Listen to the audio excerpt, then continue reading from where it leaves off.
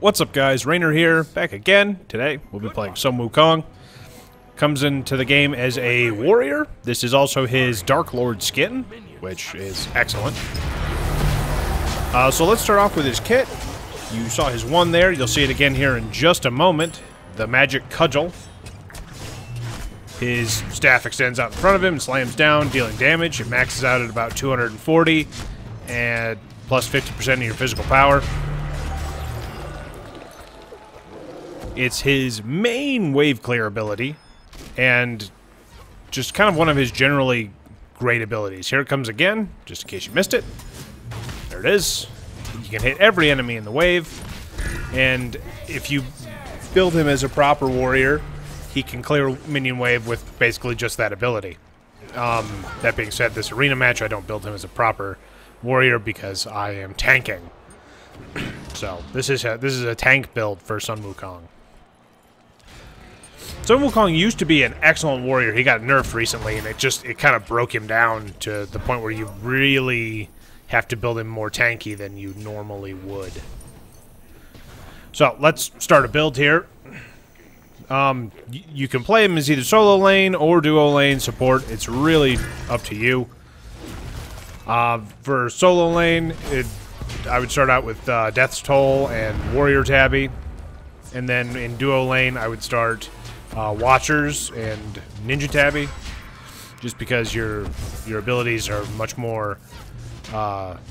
He has very long cooldowns for a support tank,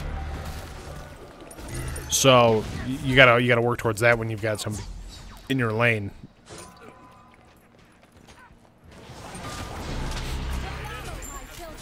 His second ability, I've probably used it once at this point. Master's Will. He spins his staff around him in a circle, slowing all enemies hit. It peaks out at about 280 plus 50%, and the slow is 30% for 2 seconds.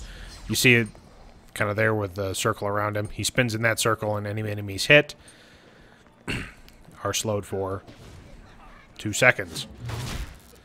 At lower levels, you can also use his 1 and 2 together to clear lane very efficiently, but he is very mana hungry early game. His 3, we'll get to his 3 here in a second because it's a very complicated ability. And this is his ultimate, Somersault Cloud. He spawns a decoy of himself and jumps up into the air, healing himself for 5% health per second, and he's in the air for a decent amount of time. And then when he comes down, he flips down and does a slam onto the ground, and that peaks out at about 340 plus 120%. So, I mean, it does decent damage. It's fairly difficult to land on, like, a large group, just because the group's very fluid and moving. They really have to stand still for you to land the ability effectively. So just, I mean, you can use it as an escape, you can use it to attack. It's really up to you.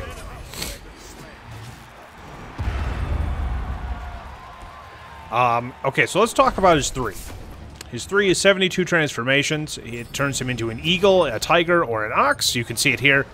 It all is based on where your targeter is when you activate the ability. If you activate it in the close third of it, he turns into the ox, which he charges forward as the ox, and does knock-up damage to his opponent. So, I mean, it works fairly well against, like, Anubis, or anybody that has an ability that would be canceled by a knock-up. His 2, when he turns into the tiger, he dashes forward, and the first enemy he hits is stunned for, like, a second. It maxes out at, like, 1.4 seconds, so I mean, that's worth noting.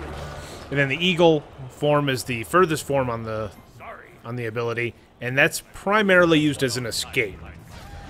He jumps up into the air and flies away at an increased movement speed than normal, and is immune to slows and roots.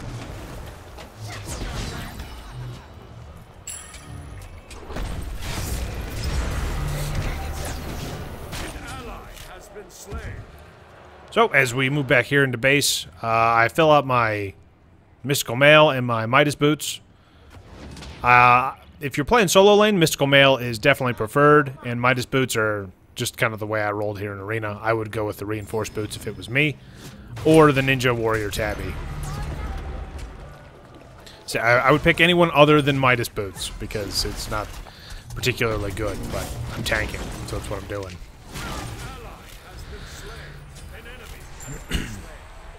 So I've picked up Girdle of Might here, just so our team gets some really good pokes. When we step in, we get a little bit more damage out of everything. Apollo's so terrified here of my auto attacks, he decides to ult away.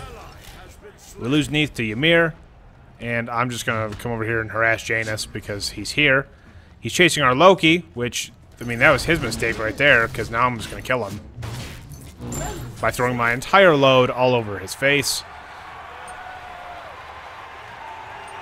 And then I'm going to start moving up into my next one. This is another very important item for your solo lane build or your duo lane build, Sovereignty. So if you play solo lane, I'd go with Mystical Mail. If you play in duo lane, I'd go with Sovereignty. Do not get both like I did here, because this is Arena, and Arena is kind of both solo and duo. So I take a bunch of damage from Agni here, so I'm going to pop my ultimate. Drops my decoy down. My decoy's running off to do hilarious things. Occasionally people realize that your little buddy isn't you, and your decoy will be killed instantly by hard CC.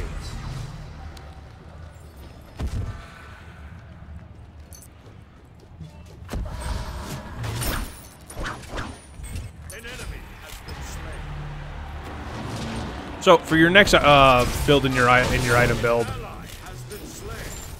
as I die here because I overextended. So there's his tiger form.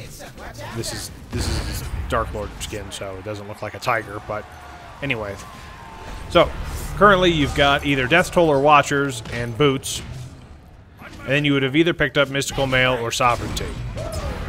So your next item, you got to get some magical protection in there, and it really kind of depends on how you want to build him. Height of the Urchin is good, Stone of Gaia is good, and Magi's Blessing are good.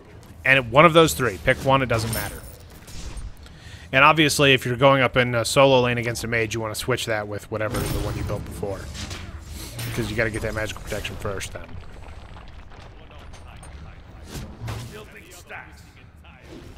And those I believe are what I would call his core items. You want to make sure you get all of those before you move into these next ones. The next ones I think are kind of situational, just because, I mean, if it depends on how well you're doing. If you get ahead of your opponent, I would say build either Jotunns or Void Blade, just because it gives you that little bit extra physical power and physical penetration. If you're behind, I mean, it's tough. Shifter Shield is pretty good. Quins Sais are okay. I mean, they're getting nerfed into oblivion, so I mean, it's hard to say if they're still going to be good.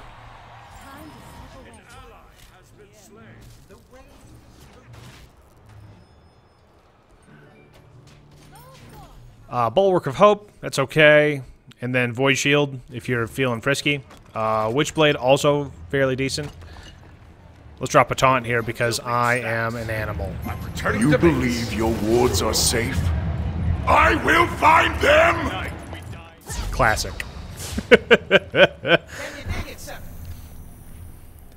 Alright, so I feel like that covers most of the builds. I'll leave them in the description below so you don't have to listen to me rant and ramble over the top of them.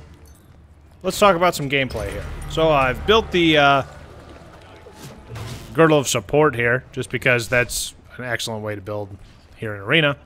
Because no one ever builds it, and as the tank here, I'm just kind of always in the middle of it. So I am just constantly kind of watching my team to see when we're all grouped together. Like now. So we're going in. And just Loki's going hard. Anubis is in, dropping his ults. And we just pick up a couple of really quick kills. I'm going to come over here and stun Janus because reasons. Ymir goes down, and then Janus follows him. I mean, that was a 4-man wipe. Pretty solid.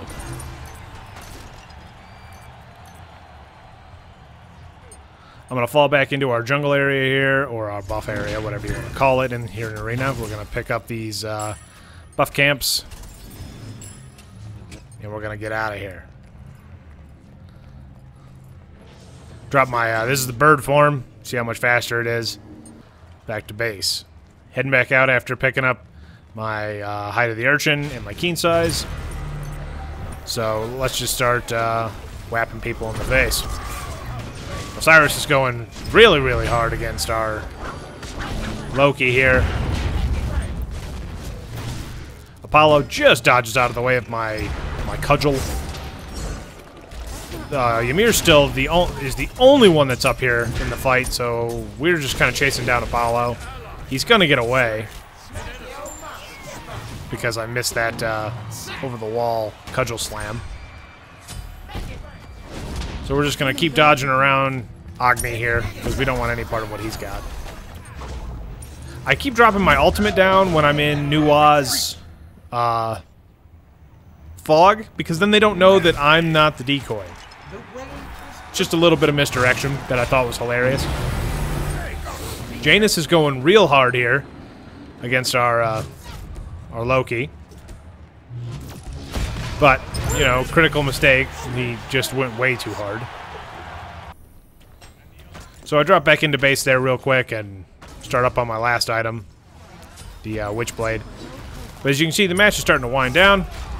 So I pop my girdle. I dropped my 3 onto Ymir there just for the extra damage, and the cooldown was up, and I'm not chasing anybody right now. So we kill Ymir, and Osiris is over here. He manages to kill off our Nuwa, but I drop my tiger form down and get the kill.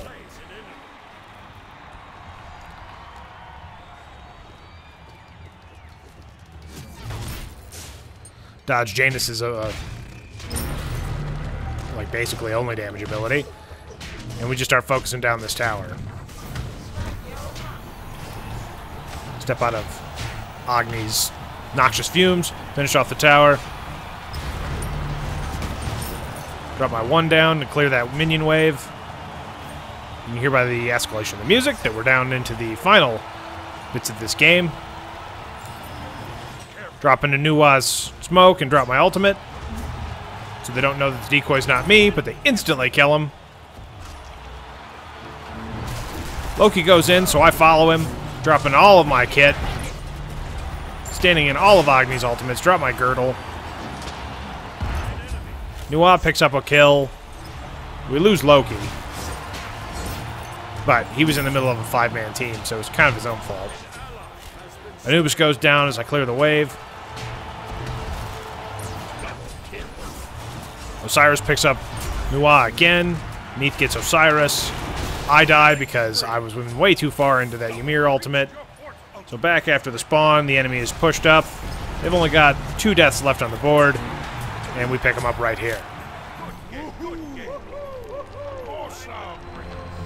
I'd like to thank you guys for joining me for Sun Wukong, and I will see you next time. Rainer out.